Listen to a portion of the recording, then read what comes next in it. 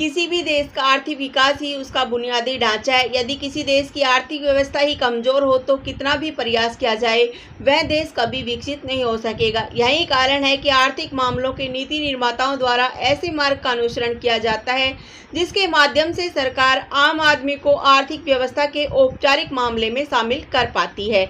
यह औपचारिक माध्यम है। बैंक देश में वित्तीय स्थिरता बनाए रखने के लिए बैंक एक महत्वपूर्ण साधन है, लेकिन जब बैंक पर संकट आता है तो वह समय देश के लिए बैंकिंग संकट कहलाता है।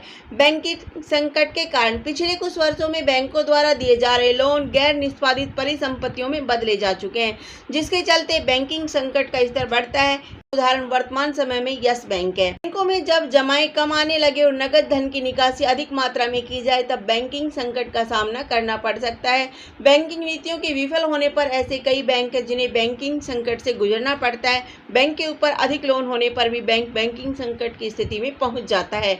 बैंकिंग संकट का प्रभाव। बैंकिंग संकट का सीधा प्रभाव उस देश की आर्थिक व्यवस्था पर पड़ता है।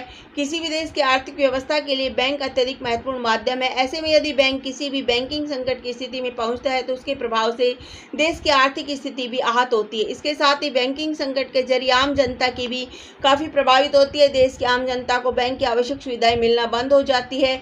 जमाकर्ताओं का बैंक पर विश्वास कमजोर हो जाता है और वे बैंक में पैसा जमा कराने से कतराते हैं। बैंकिंग संकट का समाधान। बैंकिंग संकट के समाधान हेतु बैंकों को सरकारी नियंत्रण से बचना जरूरी होगा। इसके साथ ही बैंकिंग संकट के भविष्य की गणना का अनुमान लगाना होगा। बैंकिंग नीतियों को इस प्रकार तैयार किया जाना चाहिए कि उनके विफल होने की संभावना कम रहे। बैंकिंग संकट की स्थिति से निपटारे हेतु पहले से ही कुछ संचय नीति अपनाई जानी चाहिए। बैंक पर राजनीतिक हस्तक्षेप नहीं होना चाहिए। रिजर्व बैंक द्वारा तैयार किए गए दिशा निर्देशों की दिशा में कार्य किया जाना चाहिए। निष्कर्ष। भारतीय बैंकिंग प्रणाली एक ऐसी चुनौतीपूर्ण पृष्ठभूमि पर काम करता रहा है जिसमें बैंकों के अस्तित्व, उसकी गुणवत्ता तथा लाभ पर गहरा प्रभाव पड़ता है।